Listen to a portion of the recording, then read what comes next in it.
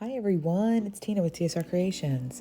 So I'm doing this little painting for you today. This is an 8 by 8 inch canvas. It's the mate to another one that I did that's a gray background. I'll link that video here so you can go check that one out. I just thought these were really cute, and they make, when you put them in little floater frames, they make really cute little pieces of art that you can put on a shelf or hang on a wall, whatever you want to do with it. But these two came out really pretty, really soft and airy.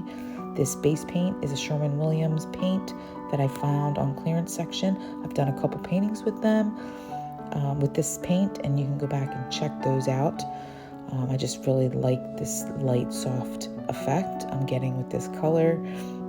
I did a couple with a split base, but anyway, you can go check those out. I am using some Prism Pours today, so if you'd like to save yourself 20% off, go to colorart.com and use my coupon code TSR921. All right, guys, if you're new here, I'd love you to subscribe. If you've been here, thank you so much for your support, and I hope you enjoy this video. I'll talk to you all real soon.